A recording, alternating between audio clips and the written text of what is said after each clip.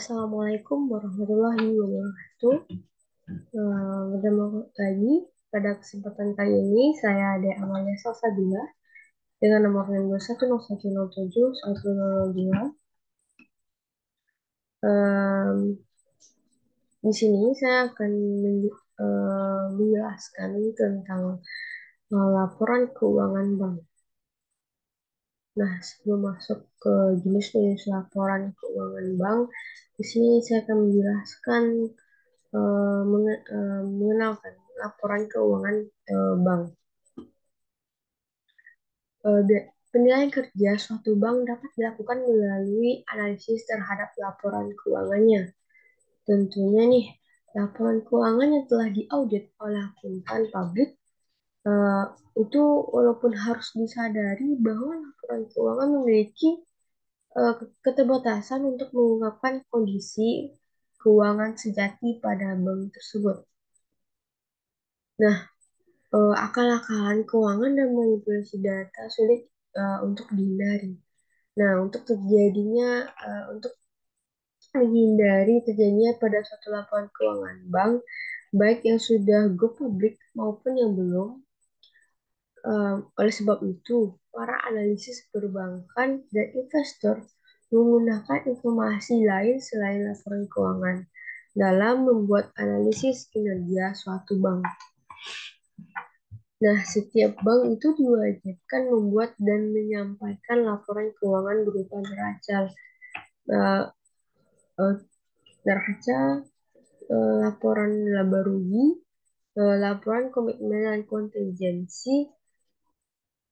eh, jadi berdasarkan ketentuan beberapa bentuk laporan keuangan seperti yang telah disebutkan itu yang dilengkapi kualitas aktiva produktif dan em, informasi lainnya, perhitungan rasio keuangan, perhitungan kewajiban, penyediaan modal minimum, transaksi yang val- eh, serta transaksi valuta asing dan eh, derivatif yang harus dipublikasikan kepada masyarakat. Nah, di sini ada juga tujuan laporan keuangan.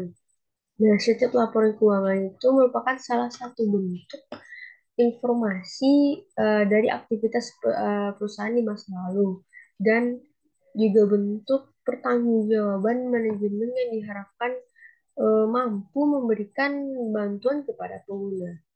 Nah, guna untuk membuat keputusan yang bersifat finansial.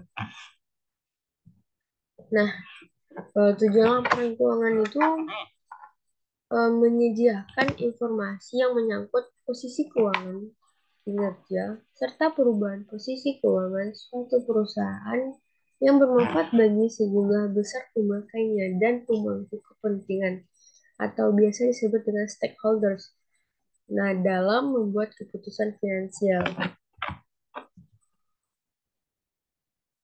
Nah, adapun keterbatasan laporan keuangan bank. Nah, yang pertama itu bersifat historis, yang mana maksud dari historis ini sendiri yaitu kejadian yang telah lewat. Jadi, laporan keuangan ini dapat dianggap sebagai satu-satunya sumber informasi dalam proses pengambilan keputusan. Nah, yang kedua itu ada bersifat umum. Eh, Gunanya di sini untuk memenuhi kebutuhan pihak tertentu. Yang ketiga itu ada bersifat konservatif. Maksudnya konservatif di sini, maksudnya itu dalam menghadapi ketidakpastian dan lazimnya dipilih alternatif yang menghasilkan atau menambahkan laba bersih. Nah, di sini ada jenis-jenis laporan keuangan bank.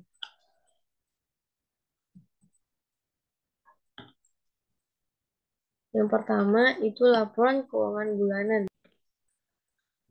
Laporan keuangan bulanan ini disiapkan selama setahun dan pencatatannya setiap akhir bulan. Nah, laporan keuangan bulanan ini juga merupakan kebijakan antara kantor pusat bank dan seluruh cabang hingga perwakilan bank. Nah, jenis laporan yang kedua itu adalah laporan keuangan triwulan, di mana laporan keuangan ini dipersiapkan setiap 3 bulan selama setahun. Misalnya, itu Maret, Juni, September, dan Desember. Nah, laporan ini juga harus disajikan sesuai dengan peraturan otoritas jasa keuangan.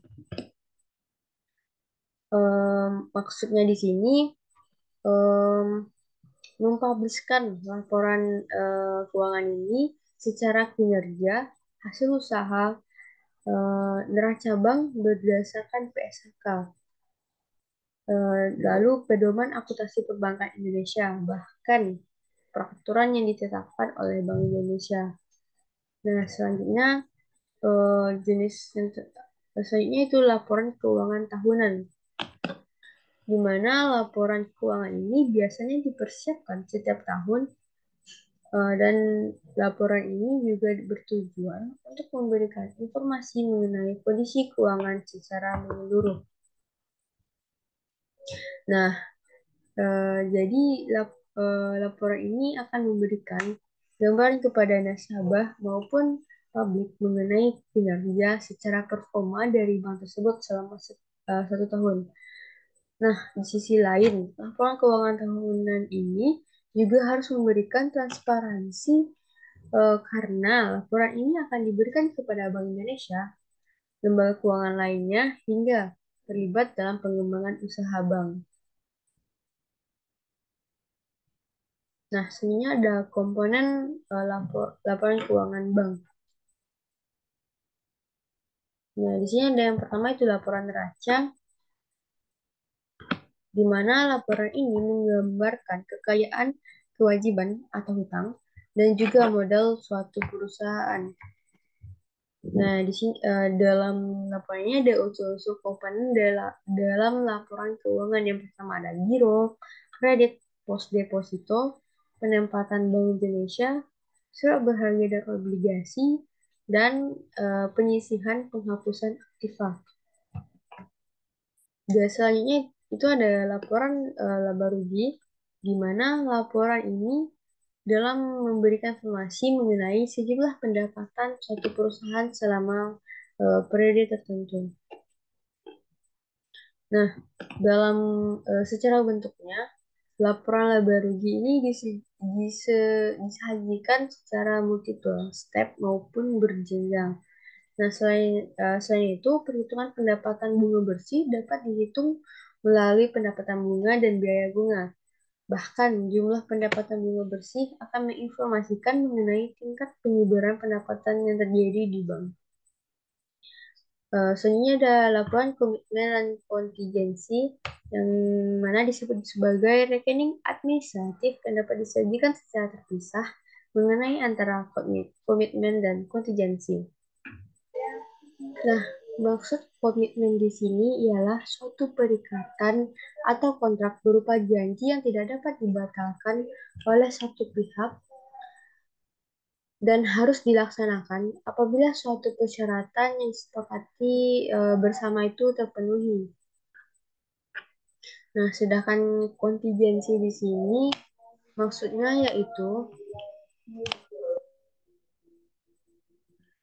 transaksi yang paling banyak ditemukan oleh kegiatan bank sehari-hari. Dan kontingensi ini juga eh, bisa diartikan suatu keadaan yang masih diliputi oleh ketidakpastian mengenai kemungkinan yang diperolehnya laba atau rugi oleh suatu perusahaan tersebut.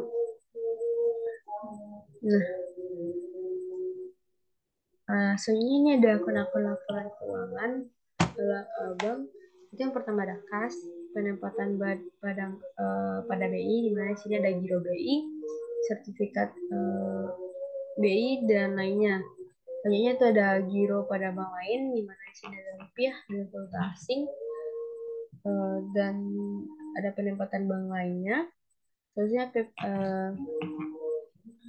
Selanjutnya ada PPAP, Selanjutnya itu kredit yang diberikan dan itu ada juga PPAP kredit yang diberikan dan pendapatan yang masih akan diterima, biaya dibayar di muka, aktiva tetap, dan akumulasi penyusutan aktiva tetap, anggunan yang diambil alih, aktiva lainnya, giro, kewajiban segera lainnya, tabungan, sertifikat sertifikat deposito, simpanan dari bank lain, kewajiban akseptasi, leasing, lak pasiva, hasil bunga, provisi dan komisional, beban bunga, pendapatan provisi komisi fee, pendapatan kenaikan nilai swabahaya, pendapatan lainnya, beban, beban administrasi dan umum, beban personalia, pendapatan operasional, beban non-operasional, fasilitas pinjaman diterima belum digunakan, fasilitas kredit kepada nasabah, irrevocable letter or credit yang masih berjalan, garansi yang diterima, pendapatan bunga dalam penyelesaian, garansi yang diberikan revocable, dan yang terakhir